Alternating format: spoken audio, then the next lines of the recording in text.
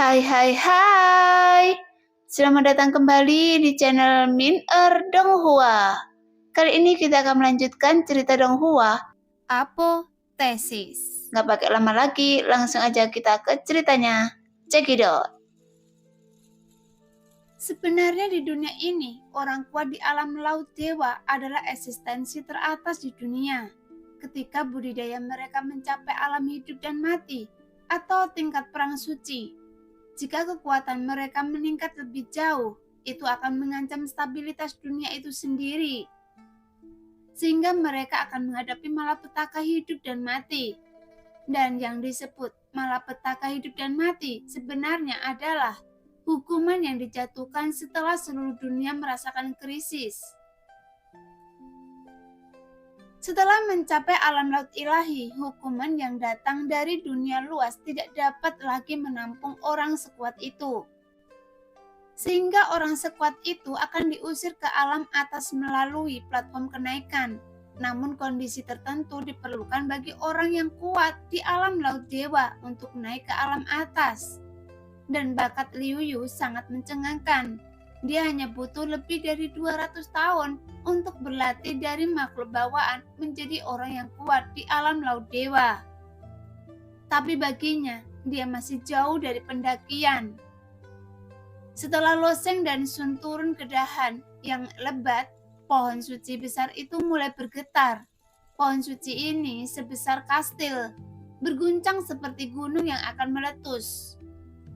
Pada saat yang sama, Liu Yu berlutut ke arah Sun dan berkata dengan lembut, "Selamat datang, Rajaku." Bahkan menghadap Sun, orang kuat alam laut dewa berlutut. Sun masih mengangguk ringan, ekspresinya tidak berubah, seolah-olah semuanya dianggap remeh. Setelah Liu Yu berlutut, beberapa orang kuat alam laut ilahi lainnya tidak jauh di belakang Liu Yu juga berlutut. Dan orang suci perang dari suku Yoye di batang pohon lainnya juga berlutut secara serempak. Di atas seluruh pohon suci ada ratusan ribu anggota klan Yoye berlutut secara bersamaan. Bahkan setiap anggota klan Yoye memiliki ekspresi yang sangat saleh di wajah mereka. Sebenarnya ada 3 raja dari klan Yoye, dan mereka adalah makhluk tertinggi bagi seluruh klan Yoye. Di antara jutaan alam rendah, ada banyak tempat suci untuk klan Yoye, tetapi hanya ada sedikit dari 3 raja klan Yoye yang mengunjungi klan Yoye secara langsung. Tapi Sun dapat mengunjungi tanah suci Tianyu secara langsung, dan dia adalah eksistensi tertinggi bagi setiap anggota suku Yoye di tanah suci Tianyu. Pada saat ini, getaran pohon suci terus meningkat dan cabang-cabang tebal mulai berayun dengan liar. Tetapi Lo Sheng merasakan daya tarik yang besar pada cabang-cabang pohon suci dan dengan kuat menempelkan kakinya ke atasnya. Jadi tidak peduli bagaimana pohon suci itu bergetar, dia tidak akan lepas. Saat pohon suci itu bergetar, urat-urat yang terlihat jelas muncul dari dahan-dahan pohon suci. Sepanjang urat-urat itu, sinar cahaya hijau berkumpul di tiang utama pohon suci. Akhirnya, cahaya hijau mengikuti batang utama, kemudian tiangnya terus menanjak, dan akhirnya semua cahaya hijau disalurkan ke cabang tempat Lo Sheng berada. Setelah mencapai ujung dahan, cahaya itu meledak dan menyelimuti Sun sepenuhnya. Ini, Lo Sheng membuka mulutnya lebar-lebar. Ini adalah kekuatan hidup dari pohon suci. Mungkin yang menjelaskan di sampingnya. Saat cahaya kehidupan diekstraksi terus-menerus, daun hijau asli di pohon suci terus-menerus layu.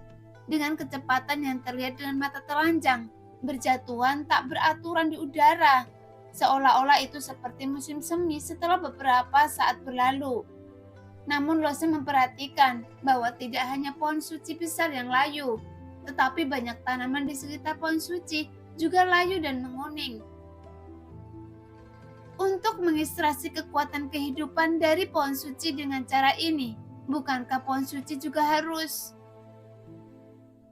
Melihat pohon suci yang layu, wajah Lo Sheng dipenuhi dengan keheranan.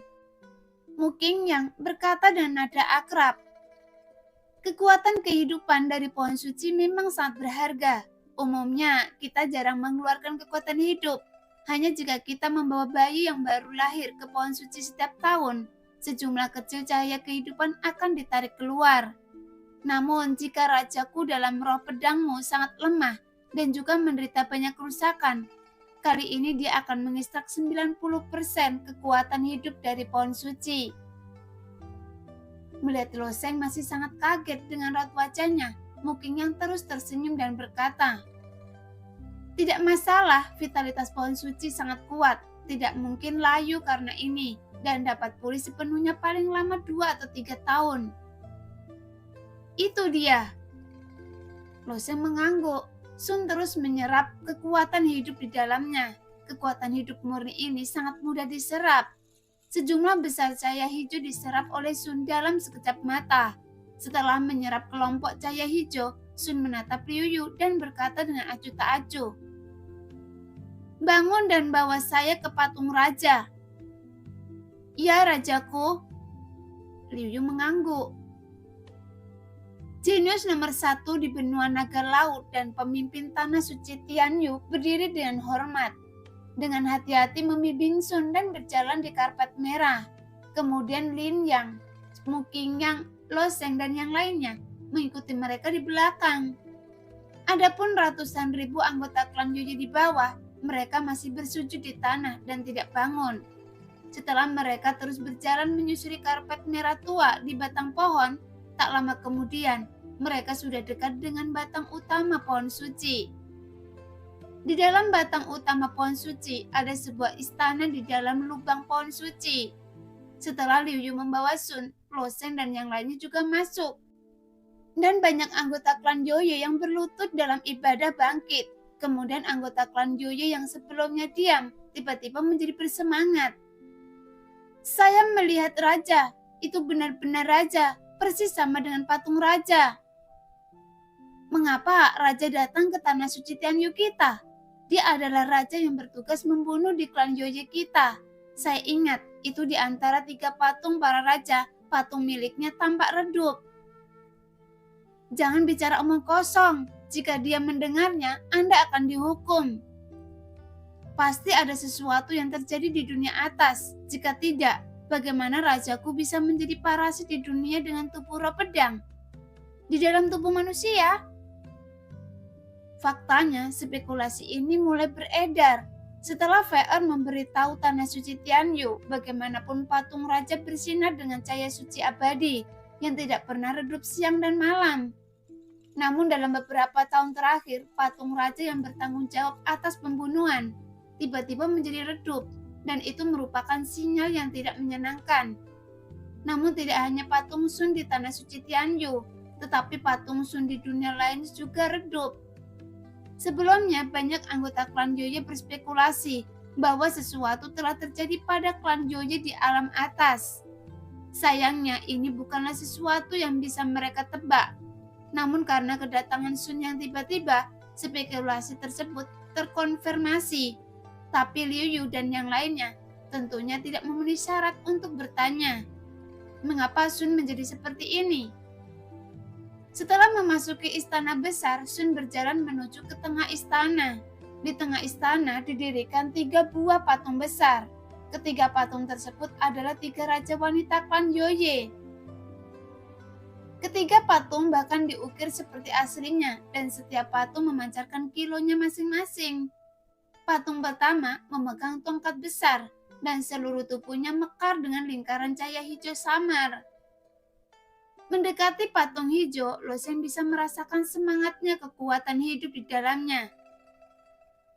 "Ini adalah raja klan Yoye kami yang bertanggung jawab atas kehidupan."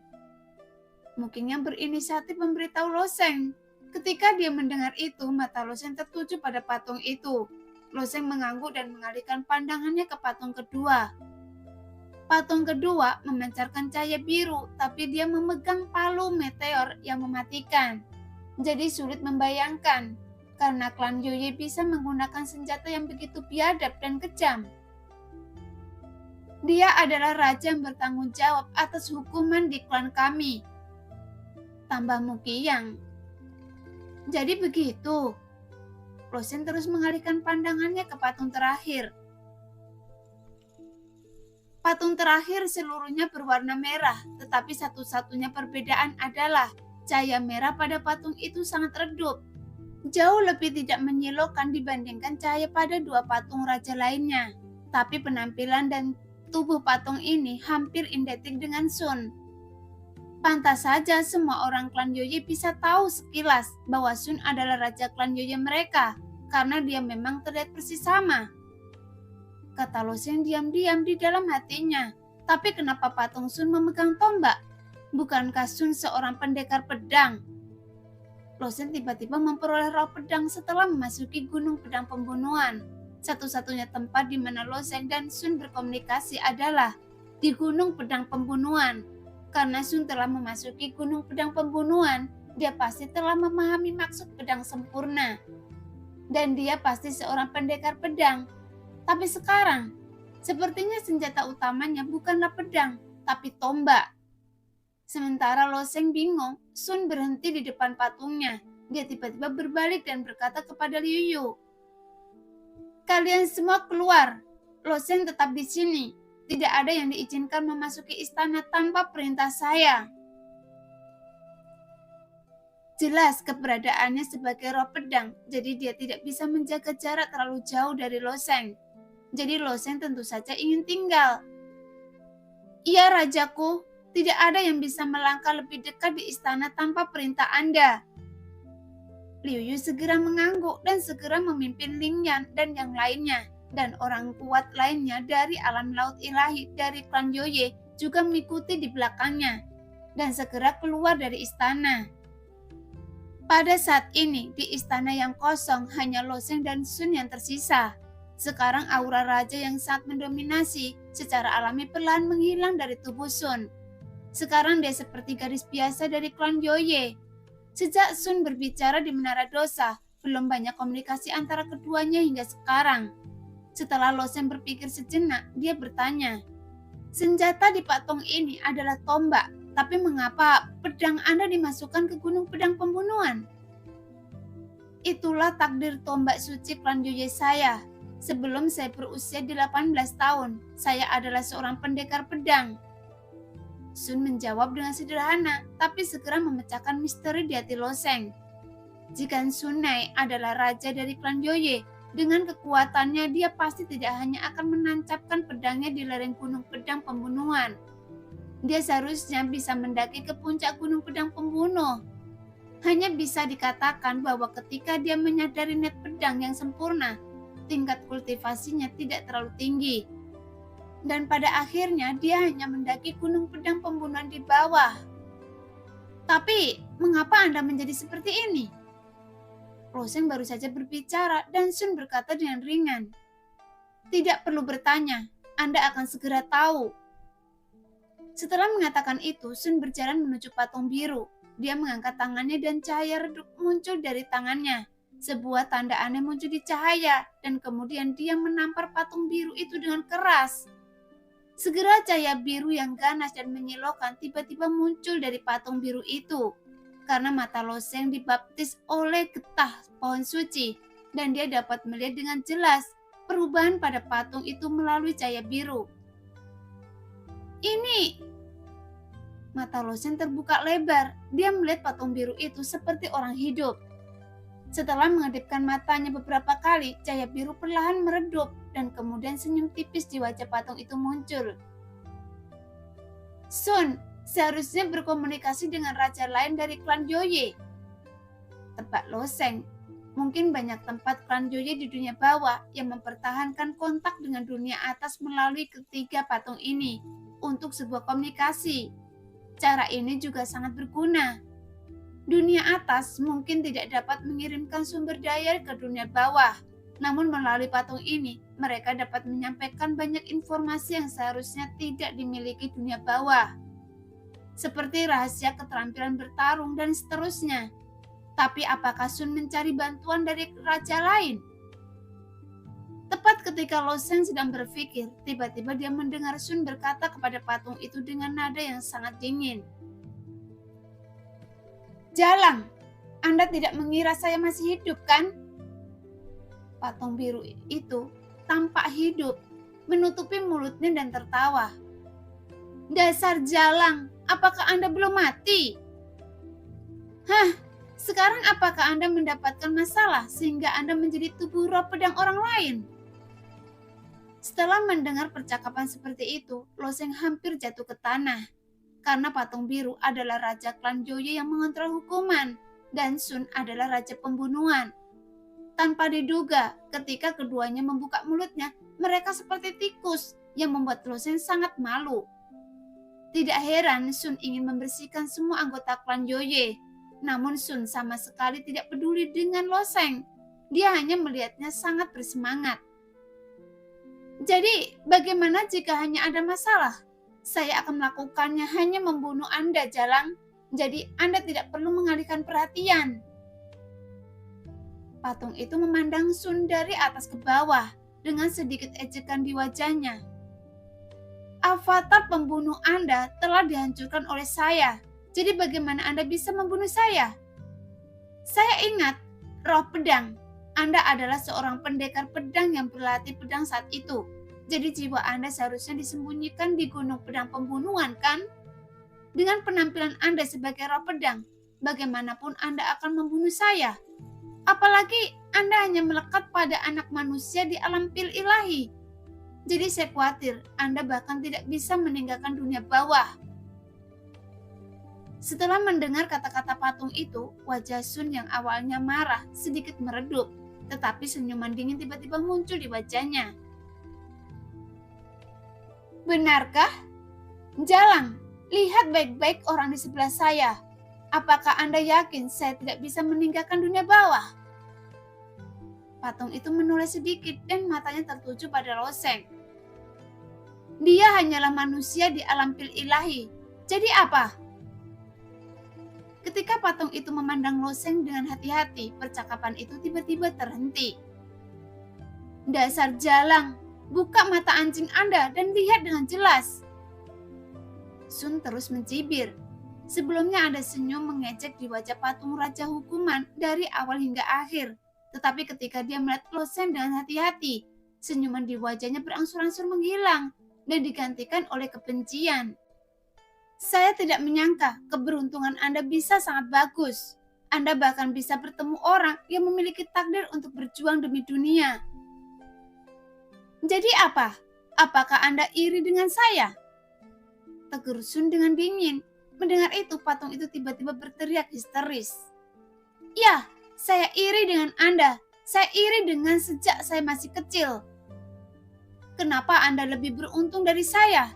Sejak Anda masih kecil, saya tidak lebih buruk dari Anda dalam hal apapun. Tapi apa yang Anda dapatkan selalu lebih baik dari saya. Dan inilah alasan mengapa saya ingin menghancurkan Anda. Jadi bagaimana jika Anda menemukan seseorang yang bisa memperjuangkan takdir di dunia?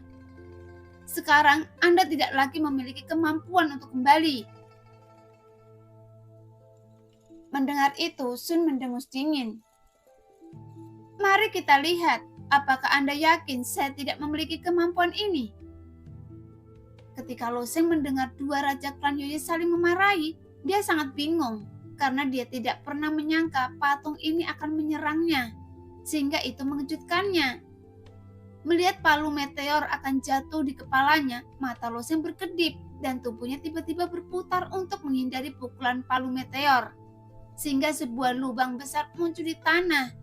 Namun saat patung tersebut menarik palu meteor tersebut keluar dari lubangnya, beberapa paku pada palu tersebut patah. Bagaimanapun juga, patung raja bukanlah senjata yang abadi atau suci, karena patung tersebut tidak dapat diukir dari bahan yang begitu keras. Meskipun raja dari klan Joye menggunakan kekuatan magis yang besar untuk melekat pada patung tersebut, tapi karena bahan senjata tidak kuat, dia tidak menimbulkan ancaman besar bagi Loseng. Ketika patung raja menghancurkan palu meteor di tangannya untuk kedua kalinya, Loseng tiba-tiba meninju dan langsung menghancurkan palu meteor itu hingga berkeping-keping. Namun, Loseng tidak berbicara saat ini karena dendamnya agak tidak bisa dijelaskan kepada Loseng dan sangat tidak bijaksana untuk terlibat begitu saja. "Pedang!" Pada saat ini, Sun mengulurkan tangannya ke arah Loseng. Jelas Loseng juga tahu bahwa Sun meminta untuk pedang raksasa hitam Kaisar Iblis Darah. Dia mengangguk dan melemparkan pedang raksasa itu ke Sun. Sambil memegang pedang besar, Sun melompat dan melayang di atas kepala patung. Mendecakkan lidahnya 2 kali, lalu berkata dengan dingin, "Hanya dengan patung ini, rasanya seperti membunuh pesaing yang hebat. Jalang, Anda tidak akan pernah begitu naif, kan?" Patung itu mendengus dingin. "Ada apa? Bukankah pada akhirnya saya menang? Selama saya menghilangkan jiwa terakhir Anda, klan Yoye kita akan memilih raja pembunuhan yang baru, dan Anda ditakdirkan untuk menjadi sejarah. Kalau begitu cobalah, jalang." Setelah mengatakan itu, Sun mengangkat tinggi pedang raksasa di tangannya dan menebasnya langsung kepala patung itu, membelah patung itu menjadi 2, sehingga batu-batu patung yang pecah berserakan di lantai. Hanya separuh patung yang tersisa, namun separuh kepalanya masih membuka mulutnya dan berkata, "Kalau begitu, saya akan menunggu Anda, jalang kecil." Pedang raksasa hitam itu langsung menghantam setengah kepala dan kemudian Sun menancapkan pedangnya di tanah.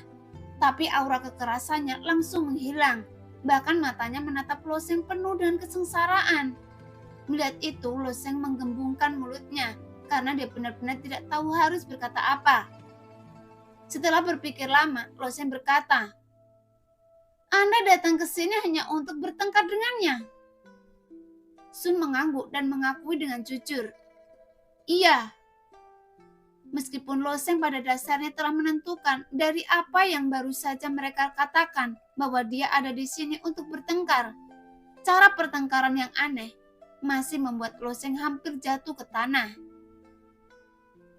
Tapi Loseng merentangkan tangannya, dia menatap wajah Sun dan ingin mengatakan sesuatu untuk menghiburnya. Tapi dia tidak tahu apa-apa tentang perselisihan Sun dengan wanita itu. "Anda akan membutuhkan saya, kan?" Sun menatap Loseng dengan tatapan kosong. Ini adalah permintaan pertamanya kepada Loseng, dan ini adalah pertarungan internal klan Yoye, dan jelas bukan langkah bijak bagi Loseng untuk terlibat di dalamnya. Dengan gegabah bagaimanapun, klan Yoye tidak kalah dengan klan naga sejati, karena 3 patung di depannya adalah raja dari klan Yoye. Kekuatan mereka pasti jauh melampaui apa yang bisa ditebak Loseng. "Saya khawatir kekuatan saya tidak cukup." Loseng menggelengkan kepalanya. Meskipun Loseng baru saja menjadi jenderal perang, kekuatannya jelas tidak cukup. Belum lagi raja yang mengendalikan hukuman sekarang, bahkan Liu Yu dari tanah suci Tianyu yang memiliki banyak kekuatan yang kuat di alam laut dewa. Dia dapat menghancurkan diri sendirinya sampai mati hanya dengan 1 jari. Sun menatap Loseng dan berkata dengan hampa, "Kekuatan Anda saat ini memang tidak cukup, tetapi sebagai bidak catur yang paling penting, pada akhirnya Anda akan kembali ke posisi Anda." "Apa? Bidak catur?" Loseng bertanya dengan bingung.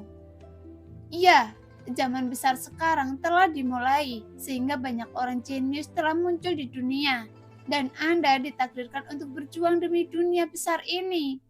Selama Anda tidak terbunuh, Anda ditakdirkan untuk menjadi protagonis di dunia besar ini," kata Sun menjelaskan.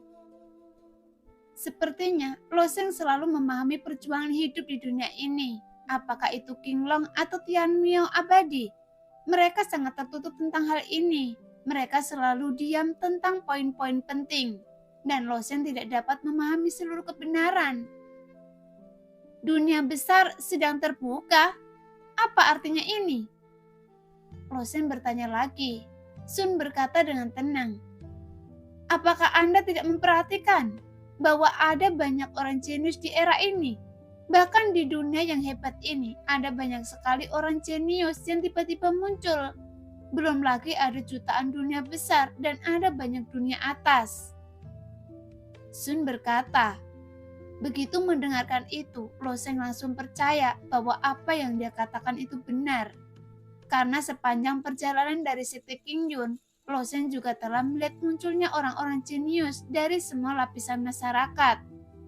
dan sekte King Yun hanyalah sekte kecil kelas 2. Dalam kompetisi semua puncak sebelumnya, bahkan orang dengan niat pedang yang hebat pun sangat jarang, dan tidak pernah ada pendekar pedang memiliki niat pedang yang sempurna. Namun di sekte King Yun terakhir kali, namun 2 orang lahir di kompetisi. Satu adalah Lo Sheng sendiri dan yang lainnya adalah Hua Tianming. Tidak hanya sekte King Yun, tetapi juga berbagai jenius tingkat dewa muncul dari konferensi seni bela diri yang diadakan di Shenglong Tai. Menurut klasifikasi bakat wilayah tengah, selama para jenius tingkat dewa tidak dibinasa, mereka ditakdirkan untuk memasuki alam laut dewa. Namun di wilayah tengah selama bertahun-tahun tidak ada orang kuat di alam laut dewa yang telah lahir. Jadi tidak hanya Lo Sheng yang merasa aneh, tetapi sekte-sekte besar di wilayah tengah juga bertanya-tanya apa yang sedang terjadi di dunia ini. Sekarang mendengarkan penjelasan Sun, Lo Sheng akhirnya mengerti sesuatu, bahwa nasib dunia besar akan segera datang. Saya ingin Anda membantu saya, kata Sun sambil menatap Lo Sheng dengan ekspresi kegigihan di wajahnya. Sambil menggigit bibirnya, kemudian dia berkata, "Tolong." Namun siapa yang bisa membayangkan bahwa raja berpangkat tinggi dari klan Yoye, raja yang bertanggung jawab atas pembunuhan, akan meminta bantuan pada orang lain. Melihat penampilan Sun yang sedikit menyedihkan namun gigih, jantung Lo Sheng sedikit berdetak kencang. Dia tahu bahwa menyetujui permintaan Sun bukanlah langkah yang bijaksana. Lagi pula Sun hanya memiliki sedikit jiwa yang tersisa di dunia bawah. Sekarang dengan identitasnya mungkin akan baik-baik saja, tapi ketika kembali ke dunia atas, mungkin itu mengharuskan Lo Sheng menghadapi seluruh klan Yoye, yang bahkan ras ini mungkin lebih kuat dari ras manusia. Jadi Lo Sheng masih memiliki ekspresi ragu di wajahnya. Melihat penampilan Lo Sheng, Sun sedikit kecewa. Dia merujukkan bibirnya dan berkata dengan sedih, "Itu benar, saya hanya roh pedang Anda, bukan seperti saudara perempuan Anda atau orang yang Anda sayangi. Dan untuk Anda, saya hanyalah orang asing." Jelas keberadaan Sun yang sebagai roh pedang Lo Sheng, dia telah bersembunyi di tubuh Lo Sheng. Jadi secara alami mengetahui segala sesuatu, apa yang terjadi pada Lo Sheng selama ini. Tentu saja dia tahu bahwa jika itu adalah saudara perempuan Lo Sheng, Lo Yan, atau penguasa istana Neng Yudi dari istana awan, atau bahkan putri Suling Yun dari kerajaan langit terbakar, Lo Sheng mungkin akan melakukan yang terbaik untuk membantu. Bahkan jika dia tidak mau mempertaruhkan nyawanya sendiri, dia bukanlah orang yang tidak memiliki emosi. Dan Sun hanya ada sebagai roh pedang Lo Sheng sebelumnya, tidak memiliki hubungan dengan Lo Sheng. Namun pada saat ini, sebuah suara tua tiba-tiba muncul dari benak Lo Sheng. "Gadis kecil, tenanglah. Lo Sheng pasti dapat membantu Anda." Mendengar itu, Lo Sheng sedikit terkejut. Dia sebenarnya ingin membantu Sun, tapi hatinya benar-benar ragu. Bagaimanapun jalan seorang pejuang awalnya sangat sulit, dengan niat membunuh di mana-mana. Bahkan jika keberuntungannya kuat, hanya satu langkah yang salah dapat menyebabkan malapetaka. Jadi jangan bilang dia adalah takdir dunia besar. Tidak peduli seberapa kuat keberuntungannya, dia akan mati jika dia ditakdirkan untuk mati. Sama seperti para jenius tingkat dewa yang mengaku mampu melangkah ke alam laut dewa. Tetapi berapa banyak jenius tingkat dewa yang benar-benar masuk ke alam laut dewa? Saya khawatir tidak satu pun dari 100 yang bisa bertahan. Karena jika seorang jenius tingkat dewa ingin menjadi orang yang kuat di alam laut dewa, ada persyaratan utama, yaitu 2 kata, jangan binasa. Jadi, bisakah Lo Sheng menjadi protagonis di era ini? Premisnya tetap tidak binasa, karena harus menghadapi ras yang bahkan lebih kuat daripada ras manusia. Bagaimanapun, Lo Sheng bisa setuju dengan mudah. Akibatnya, ketika Lo Sheng ragu-ragu, King Long dalam pikirannya tiba-tiba membantunya menjawab, yang membuat Lo Sheng secara alami sedikit bingung. Namun King Long selalu bijaksana dan dikenal karena pengetahuannya yang luas. Karena dia menyetujui permintaan Sun atas nama Lo Sheng. Tentu saja itu memiliki makna yang dalam. Namun sepertinya Sun juga tidak terkejut dengan suara yang melayang di benak Lo Sheng. Meskipun Sun adalah roh pedang Lo Sheng, tidak mungkin memasuki pikiran Lo Sheng, tetapi Lo Sheng telah menggunakan jiwa King Long berkali-kali sebelumnya. Ketika dia menggambar pola dewa, jadi dengan penglihatan Sun dia pasti bisa melihat di mana jiwa itu berada. Mendengar suara itu, Sun menatap Lo Sheng dan bertanya, "Tidak ada gunanya jika Anda mengatakannya, karena itu akan berguna jika Lo Sheng setuju. Lo Sheng, berjanjilah padanya. Klan Yoye akan sangat membantu Anda jika Anda benar-benar dapat membantunya mengambil tahtanya kembali.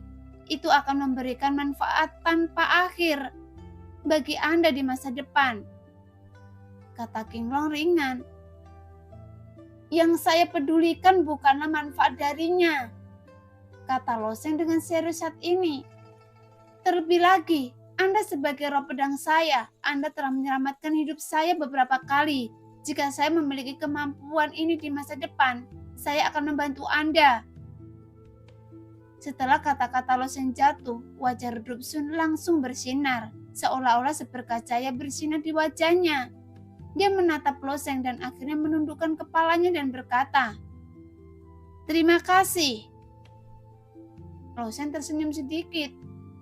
"Tetapi Anda masih dalam tubuh roh pedang. Anda tidak bisa selalu menjadi roh pedang saya dan melekat pada tubuh saya, kan? Jadi Anda harus menemukan cara untuk membentuk kembali tubuh Anda." "Ya, tapi itu tidak mungkin pada tahap ini." Sun berpikir sejenak sebelum berkata, meskipun tubuh roh pedang memang agak merepotkan bagi Sun, tapi keuntungannya jelas. Sebagai tubuh roh pedang, dia tidak bisa dibunuh. Bahkan jika dia dipotong-potong, dia masih bisa pulih dengan mudah. Jadi selama Lo Sheng tidak mati, dia akan abadi. Namun, dia hanya dapat mengintai di dalam tubuh Lo Sheng, dan bahkan setelah muncul, dia harus menjaga jarak tertentu dari Lo Sheng. Tapi membentuk kembali tubuh fisik bukanlah perkara sederhana, hanya bergantung pada peluang di masa depan, dan apakah akan ada peluang seperti itu. Pada saat ini, Sun tiba-tiba berkata lagi, "Bukankah tujuan terbesar Anda sekarang adalah menyelamatkan adik Anda? Saya bisa memerintahkan Liu Yu untuk membawa semua orang dari klan Yoye ke wilayah tengah untuk membantu Anda membunuh Cuisi." "Membunuh Cuisi?" Alis Lo Sheng tiba-tiba melonjak. Saran Sun memang layak. Budidaya Cuisi berada di alam hidup dan mati, dan dia hanya selamat dari 3 bencana hidup dan mati. Mungkin hanya setara dengan kekuatan orang kuat suci perang tingkat ketiga. Di tanah suci Tianyu, setidaknya ada 1 juta orang suci perang tingkat ketiga. Meskipun Cuisi jauh lebih kuat daripada orang suci perang biasa, masih ada orang kuat seperti Liu Yu di alam laut dewa di tanah suci Tianyu. Jika dilihat dari kekuatan mereka, tidak terlalu sulit untuk membunuh Cuisi. Jika Lo Sheng kembali ke wilayah tengah bersama sekelompok orang dari tanah suci klan Yoye, dia mungkin dapat menyapu semua sekte di seluruh wilayah tengah. Bagaimanapun, kesenjangan antara tanah suci dan sekte kelas 5 begitu besar. Belum lagi tanah suci Tianyu adalah tanah suci kelas 7. Tapi Lo Sheng masih menggelengkan kepalanya dan matanya penuh tekad. "Cuisi telah menjadi penghalang di hati seni bela diri saya. Dengan adanya penghalang ini, jadi saya harus menyelesaikannya sendiri." Meskipun hati seni bela diri tidak dapat meningkatkan kekuatan seorang pejuang, tetapi itu adalah keberadaan yang sangat penting bagi seorang pejuang. Jika hati seni bela diri tidak mulus, akan sulit bagi Lo Sheng untuk mengatasi penghalang ini. Pada akhirnya, penghalang ini akan berubah menjadi iblis batin Lo Sheng, yang akan menjadi rintangan terbesar dalam hidupnya. Karena penghalang semacam ini setidaknya dapat menghalangi kemajuan budidaya Lo Sheng, atau paling buruk, dapat membuat Lo Sheng menjadi gila dan mati di saat kritis. Ketika Cuisi berubah menjadi wajah raksasa dan muncul di langit di atas sekte Qingyun, Loseng diam-diam bersumpah bahwa dia secara pribadi akan mengambil nyawa Cuisi seumur hidupnya. Membunuh Cuisi, saya tidak akan meminjamnya dari orang lain. Loseng menggelengkan kepalanya dan berkata, dengan pengetahuan Sun, dia pasti tahu apa maksud Loseng. Sekarang dia telah menerima janji dari Loseng, jadi tujuan Sun telah tercapai sampai batas tertentu. Sebagai raja yang bertanggung jawab atas pembunuhan, bentuk pembunuhan aslinya secara tidak sengaja dihancurkan oleh orang lain. Dan itu sudah merupakan situasi yang merugikan. Tapi karena jiwanya tidak hilang, meskipun patungnya redup, namun tidak pernah padam. Menurut aturan klan Yoye, yang berikutnya tidak akan dipilih kecuali cahaya di patung raja mereka benar-benar hilang, atau raja yang bertanggung jawab pembunuhan mengundurkan diri. Jadi selama jiwanya tidak hilang, dia memiliki secercah harapan untuk kembali, dan semua harapan Sun hanya bisa diselamatkan pada Loseng. Jadi mulai sekarang Sun secara alami akan bekerja sama dengan Loseng. Segera Sun berjalan ke pintu istana dan membiarkan anggota klan Yoye yang menunggu di luar masuk. Ketika Liu Yu dan yang lainnya melihat patung rusak dan pedang raksasa hitam tertancap di sebelahnya, ekspresi mereka tiba-tiba berubah. Bagaimanapun patung raja adalah benda suci bagi klan Yoye, namun bukan karena bahan dari patung ini berharga, tapi patung-patung ini adalah kepercayaan mereka. Jadi siapapun yang secara tidak sengaja menyentuh patung raja akan dihukum paling berat. Tapi sekarang, patung itu sudah hancur berkeping-keping, jadi bagaimana mungkin mereka tidak perubahan? Tapi pedang raksasa hitam ini adalah senjata Sun. Lagi pula banyak anggota klan Yoye juga melihatnya di Menara Dosa. Dan tampaknya raja mereka sendiri yang memecahkan patung itu. Tapi mengapa ini terjadi?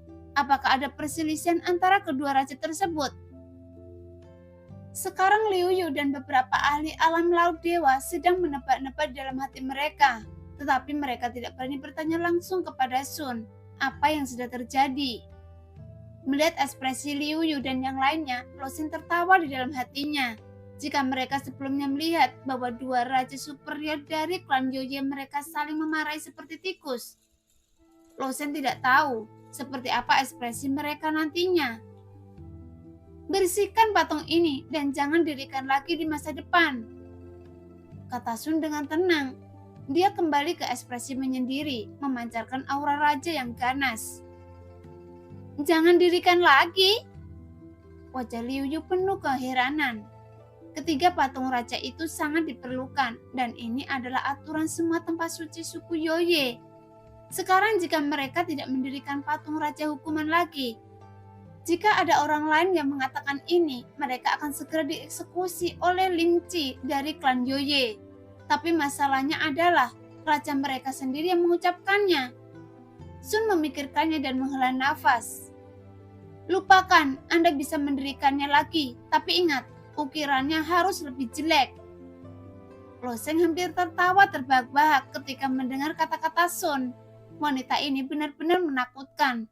Satu kali, dia bersama kebencian. Seseorang menghasilkan ritme yang tidak pernah berakhir. Tapi Liu Yu dan yang lainnya, sebaliknya, mereka memiliki ekspresi ketakutan dan wajah mereka tampak seperti bingung. Sun berjalan dengan tenang di depan, Loseng mengikuti di belakang, dan para pemimpin senior klan Yoye mengikuti di belakang. Kemudian Sun melihat ke satu arah di depan Loseng, dan melihat ke arah lain di depan banyak orang klan Yoye. Selanjutnya, atas permintaan Sun, Liu Yu memimpin Loseng untuk memilih senjata dari rumah harta karun di tanah suci klan Yoye. Meskipun pedang raksasa Kaisar Iblis Darah memang kuat, tapi nilainya tidak terlalu tinggi. Terlebih lagi saat melawan Mu Qingyang di Menara Dosa, Mu Qingyang yang menangkapnya dan mengeluarkan beberapa goresan yang dalam. Meski alurnya bisa digunakan untuk melakukan perubahan, suatu saat mungkin akan rusak. Jadi Sun sekarang harus memilih senjata. Bagaimanapun fondasi tanah suci tingkat ke-7 jauh melebihi istana Yundian dan sekte roh kekosongan di wilayah pusat. yang bahkan senjata suci tingkat rendah sudah sangat langka, tetapi tidak jarang di benua naga laut. Oleh karena itu, di Menara Dosa, iblis ingin menukar 10 senjata suci dengan nyawa Loseng, dan langsung ditolak Zhou Fengyin. Setelah turun dari lantai atas dan melewati akar besar pohon suci, Loseng akhirnya tiba di rumah harta karun klan Yoye. Ketika Loseng memasuki rumah harta karun tanah suci tingkat ke-7, dia tidak bisa menahan diri untuk tidak menghela nafas. Karena di tengah-tengah rumah harta karun ini ada mutiara bercahaya besar mekar dengan cahaya lembut. Dan mengelilingi mutiara bercahaya ini erat-erat. Ada lebih dari selusin pedang panjang yang disisipkan secara bengkok, dan semuanya adalah senjata suci. Rajaku, senjata terbaik di tanah suci Tianyu kita adalah senjata tingkat suci bermutu tinggi. Liu Yu memperkenalkan. Perlihatkan, kata Sun dengan tenang.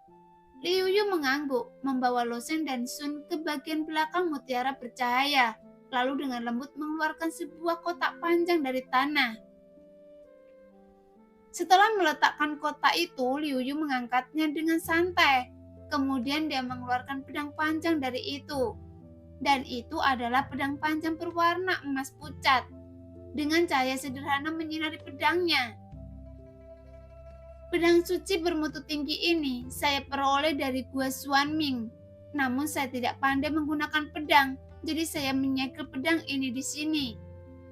Kata Liu Yu perlahan. Pedang yang luar biasa.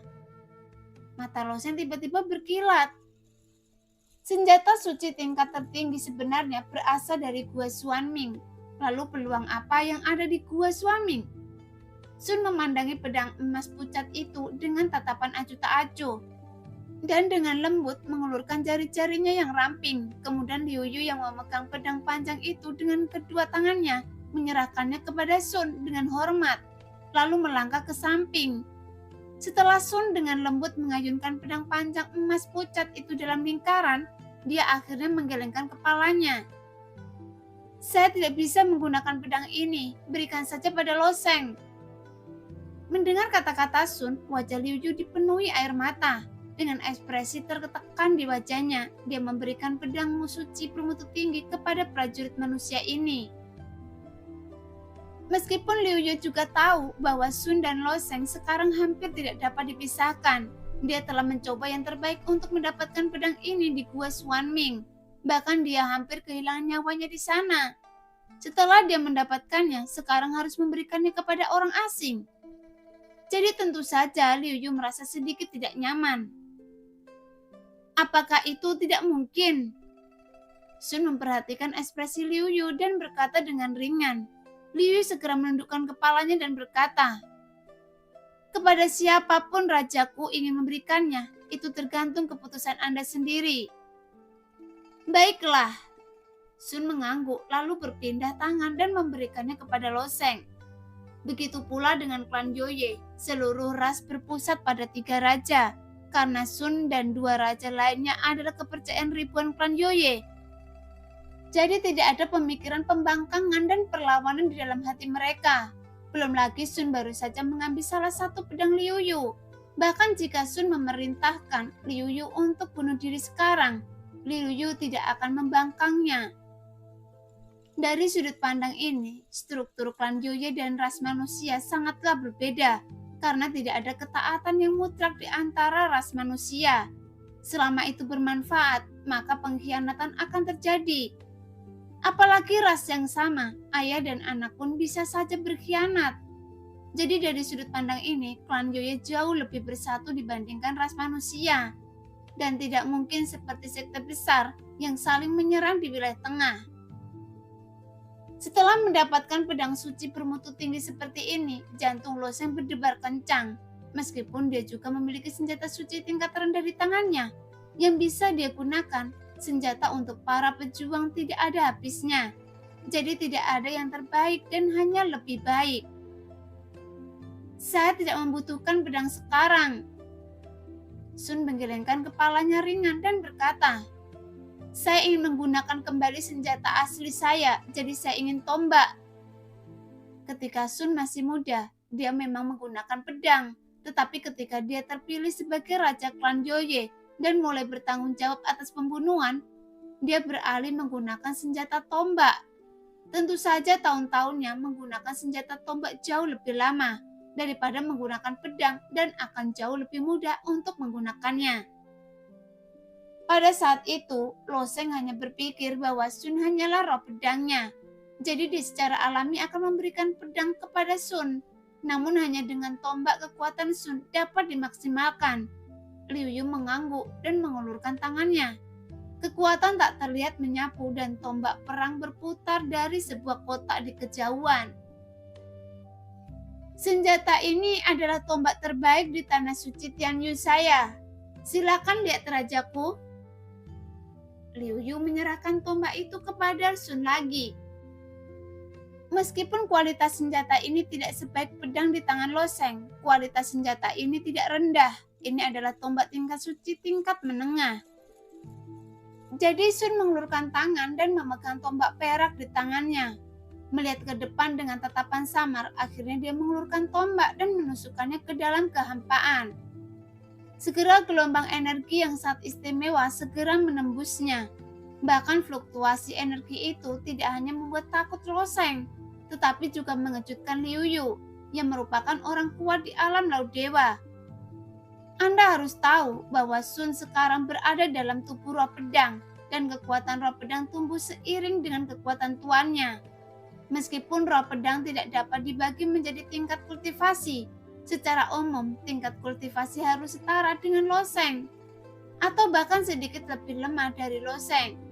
Jadi meskipun tembakan Sun tidak dapat melukai orang kuat seperti Liu Yu di alam laut dewa, tetapi potensi yang terkandung di dalamnya jauh melampaui apa yang dapat dipahami Liu Yu.